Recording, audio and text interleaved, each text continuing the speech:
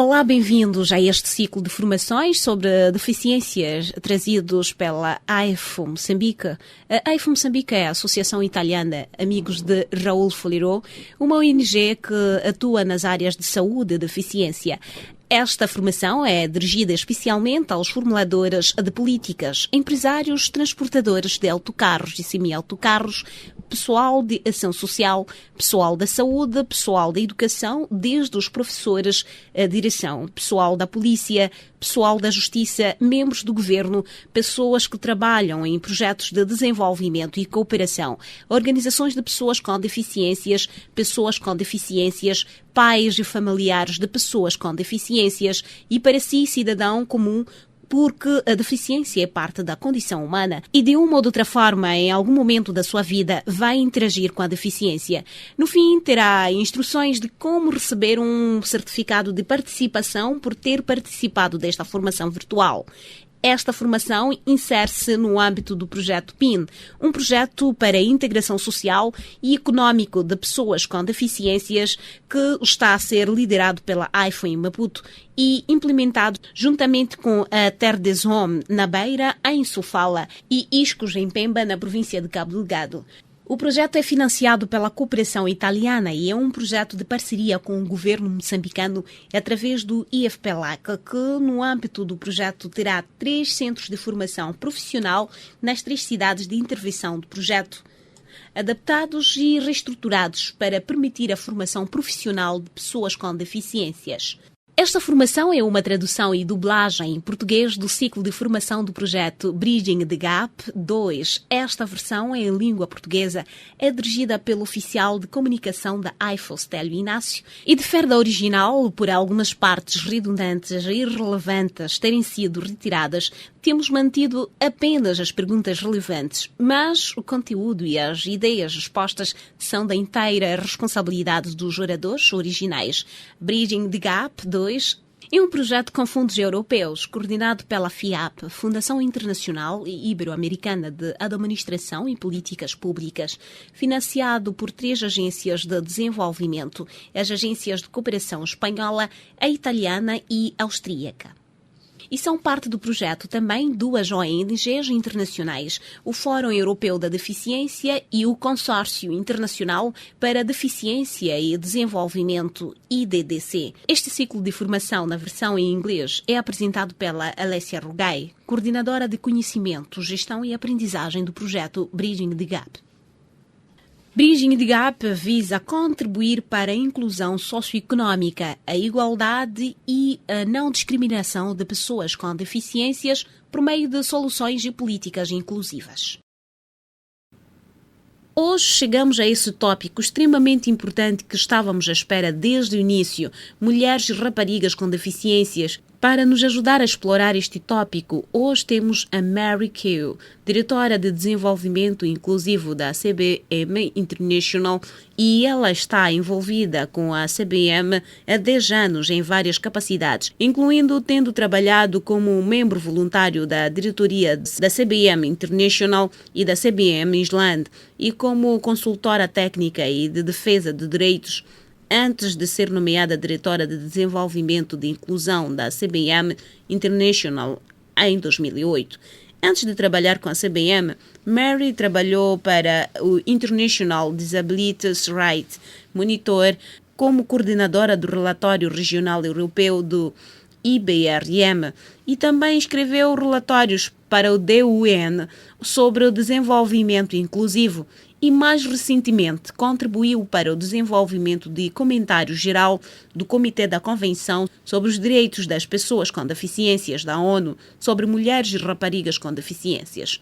Muito obrigada à audiência e muito obrigada, Mary, e referir que hoje seremos apoiados também pela Maria Gonzalez e eu dou a vocês a palavra. Muito obrigada. Apenas para uma apresentação breve, o que vamos discutir hoje, antes de tudo, vamos ver quem são mulheres e raparigas com deficiências, como as mulheres e raparigas com deficiências são afetadas pela discriminação, quais são as principais questões que afetam as mulheres e raparigas com deficiências, como as mulheres e raparigas com deficiências são protegidas pelo direito internacional, que medidas adotam estruturas de desenvolvimento, como os Objetivos de Desenvolvimento Sustentável, para garantir que os problemas que afetam mulheres e raparigas com deficiências sejam abordados, e em seguida uma peça de reflexão no final que é sobre o nosso próprio trabalho. Que medidas podemos tomar para melhorar políticas e programas?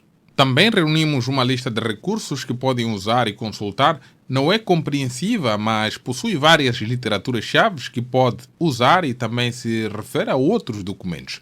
Então, para começar, quando dizemos quem são as mulheres com deficiências, quando estávamos redigindo o comentário geral sobre mulheres com deficiências para o Comitê da Convenção sobre os Direitos das Pessoas com Deficiências, uma das perguntas era: como você representa um grupo tão diverso? Na verdade, eu própria sou uma mulher com deficiência. Falo da minha própria perspectiva de vir da Irlanda, mas essa é apenas a minha própria visão do mundo nesse sentido. Esse é o caso de muitas mulheres com deficiências. Portanto, quando discutimos originalmente como isso seria, foi muito em torno do reconhecimento de que as mulheres com deficiências são um grupo muito diversificado. Somos mulheres indígenas, somos jovens mulheres e somos mulheres mais velhas, somos lésbicas, bissexuais, mulheres transgêneros e pessoas intersexuais, e também somos mulheres refugiadas, migrantes, requerentes de asilo e mulheres deslocadas internamente, e somos mulheres que estão em hospitais, instituições residenciais, instalações juvenis de correção ou prisões, e somos mulheres que vêm de todas as esferas do amor. Somos mulheres que vivem na pobreza, somos mulheres que vivem em circunstâncias mais ricas, somos mulheres de diferentes origens étnicas, religiosas e raciais, e somos mulheres com diferentes tipos de deficiências. Isso foi para parafrasear a definição em termos do comentário geral para mulheres com deficiências no comentário geral. Então, eu só queria expor isso, suponho, para destacar que estamos olhando para muitas identidades que se intersetam e várias camadas de identidades quando falamos de mulheres e raparigas com deficiências. Vou agora falar um pouco sobre o que é interseccionalidade e discriminação múltipla. Até agora, para aqueles que não têm nenhum conhecimento deste tópico, as mulheres com deficiências, como todas nós realmente somos, intersetam-se com diferentes variáveis em suas vidas. Então, eu sou uma mulher, sou da América Latina, falo um determinado idioma e sou de uma origem étnica específica. Portanto, em alguns casos, a interseção dessas variáveis podem realmente ampliar a posição vulnerável de algumas mulheres. Por exemplo, mulheres com deficiências que também podem ser refugiadas ou mulheres com deficiências que talvez também sejam de origens étnicas específicas. Hoje em dia existem muitas evidências mostrando que essas interseções podem realmente impactar a vida de mulheres com deficiências, porque realmente aumenta a posição vulnerável de uma mulher. E isso pode levar a talvez uma discriminação dupla ou tripla. Então, por exemplo, na Europa, que é uma das regiões consideradas em melhor posição, 16% da população são mulheres com deficiências e são consideradas 2 ou 3 vezes mais propensas a sofrer discriminação. Uma citação: eu acho que é importante olhar para a interseccionalidade da identidade. Acredito que nos concentramos demais em apenas uma. De facto, nunca somos apenas uma coisa. Eu me identifico como não apenas uma mulher, eu me identifico como uma mulher negra do sul e surda. Portanto, este é um exemplo de uma mulher que realmente tem variáveis diferentes intersetando-se em sua vida e ela se considera mais discriminada por elas. O objetivo da interseccionalidade é dizer que as mulheres ou mulheres com deficiências podem realmente ser mais do que desfavorecidas em contextos específicos e pelo fato de serem mulheres e pelo fato de terem uma deficiência. Nos próximos slides eu vou guiar-vos por algumas das áreas-chave dos direitos econômicos, sociais e culturais e também dentro dos direitos civis e políticos para ver onde isso se manifesta e quais são as barreiras enfrentadas. Um dos principais temas de desenvolvimento em que muitas das organizações, incluindo a CBM, trabalha é a área de acesso à educação. O relatório mundial sobre deficiência e vários outros números de relatórios descobriram que mulheres e raparigas com deficiências são reconhecidas como se saindo menos bem do que os meninos com deficiências e também mulheres e raparigas sem deficiência em termos de acesso à educação e formação. Portanto, no geral, as raparigas com deficiências e as mulheres com deficiências têm menos acesso à educação. Portanto, algumas das barreiras enfrentadas em termos de acesso à educação incluem a falta de acesso a transporte seguro para levar a rapariga e mulheres com deficiência à escola e à formação, salas de aula inacessíveis e espaços de formação e instalações de água e saneamento. Não ter acesso a instalações de água e saneamento pode, por exemplo, fazer muitas jovens mulheres com deficiências abandonar a escola. Além disso, dependendo do contexto econômico em que se encontra e também do contexto cultural em que vive, a causa da habilidade também pode ser uma barreira para as raparigas com deficiências, principalmente para as que vivem na pobreza. E então, pode ser agravada ainda mais por opiniões negativas sobre que valor a educação de raparigas com deficiências tem. Em alguns países e em alguns aspectos, as pessoas dizem que não há realmente nenhum valor em educar raparigas com deficiências e isso às vezes se interseta com a visão geral de que educar raparigas às vezes não é necessariamente uma prioridade para as famílias. Então é aqui um dos pontos onde a interseção entre deficiência e género se manifesta. O outro para o qual eu queria chamar a sua atenção é o empoderamento econômico, o acesso ao emprego ou à subsistência. E assim sabemos de relatórios como o Relatório Mundial sobre a Deficiência, que as pessoas com deficiência estão em maior risco de pobreza e particularmente mulheres com deficiências estão mais em risco de pobreza. Isso mostra que a pesquisa incluída no Relatório Mundial sobre a Deficiência destacou que basicamente as mulheres com deficiências têm taxas de participação mais baixas nos mercados de trabalho em relação a homens com deficiências e mulheres sem deficiências e também mulheres com deficiências têm desvantagem adicional ao tentar acessar crédito e acessar empréstimos de microcrédito e desafios que advêm disso em termos de abuso na perspectiva de género e também na perspectiva da deficiência. Portanto, as barreiras enfrentadas advêm principalmente de atitudes negativas e também de percepções errôneas sobre a capacidade das mulheres com deficiências, quer de trabalhar em um ambiente formal de trabalho ou de administrar seus próprios negócios na sua comunidade. A outra barreira que eu apenas queria abordar brevemente em termos de direitos econômicos, sociais e culturais é o acesso à saúde e os direitos reprodutivos sexuais. Há dados muito limitados sobre o acesso das mulheres com deficiências à saúde. Geralmente, quando pensamos em deficiência, sempre pensamos que, deficiência e saúde andam de mãos dadas, principalmente se pensarmos em muitos serviços médicos de que algumas pessoas com deficiências precisam. Geralmente, em termos de todas as pessoas com deficiências para o acesso aos serviços de saúde, geralmente há uma série de barreiras e isso torna-se ainda mais ampliado para as mulheres com deficiências.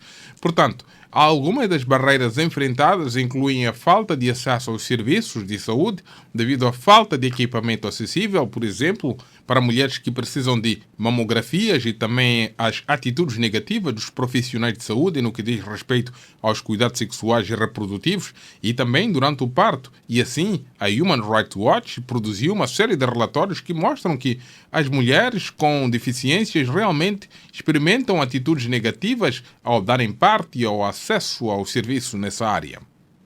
A outra área que eu gostaria de abordar brevemente, porque infelizmente em um breve webinar como este não podemos cobrir tudo, portanto estamos cobrindo os direitos econômicos, sociais e culturais e os direitos civis e políticos, é o aspecto de que as mulheres com deficiências têm uma maior propensão a serem vítimas de violência e essa é uma área específica em torno da integridade das mulheres com deficiências e também em termos de autonomia.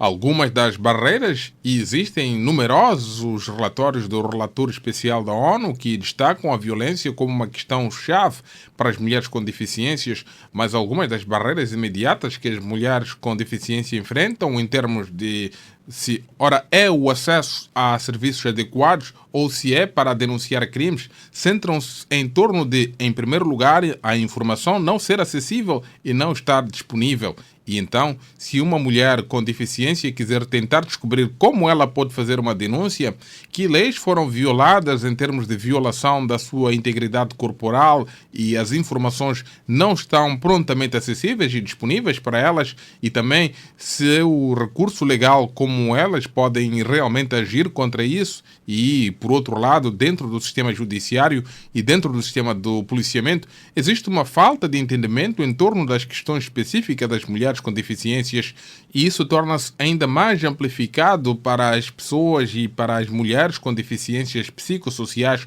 ou mulheres com deficiência intelectual, quando problemas de capacidade legal interagem. Por isso, é um desafio muito importante em termos do trabalho que fazemos em torno de proteger as mulheres com deficiências da violência. A inclusão de mulheres e raparigas com deficiências em estruturas internacionais e normativas evoluiu ao longo de várias décadas. Isso, mais ou menos, veio de convenções anteriores, como a CEDAW, com pouca ou nenhuma referência a mulheres com deficiências no momento em que foi desenvolvida. Agora passamos a uma abordagem muito mais, usando o termo novamente, interseccional dos direitos humanos das mulheres com deficiência, e um dos principais fatores motivadores foi a Convenção sobre os Direitos das Pessoas com Deficiências, que basicamente tem um artigo independente sobre as mulheres com deficiências que analisa as diferentes proteções, identifica onde a discriminação acontece e estabelece o que os Estados partes devem fazer para garantir que as mulheres com deficiências sejam protegidas na perspectiva dos direitos humanos.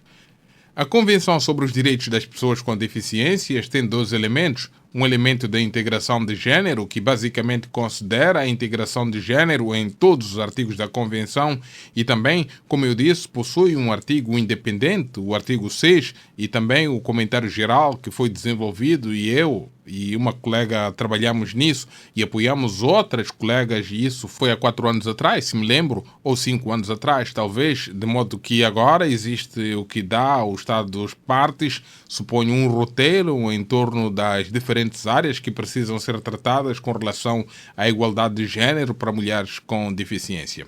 Ok, sim. Então, este último slide está basicamente falando sobre a CEDAW, que também começou em uma série de jurisprudência que saíram identificando mulheres com deficiências, e também há agora uma mulher com deficiência no comitê do CEDAW, o que é uma conquista maravilhosa, e espero que continue a ajudar a impulsionar a visão interseccional da deficiência dentro do direito internacional dos direitos da mulher.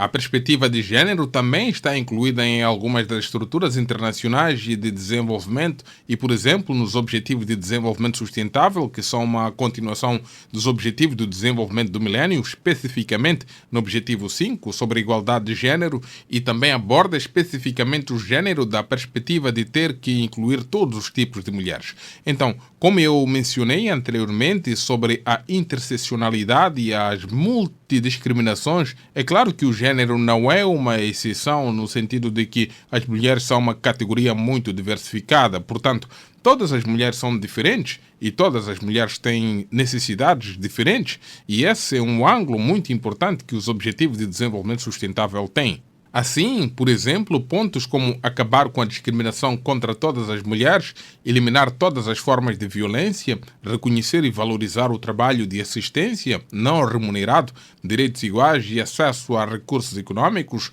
possibilitar a tecnologia que é necessária e incentivar as mulheres a liderar e ter realmente a possibilidade de estar em posições de liderança, das quais Mary teve um ótimo exemplo disso, e também ter acesso à saúde sexual e reprodutiva, que também é fundamental.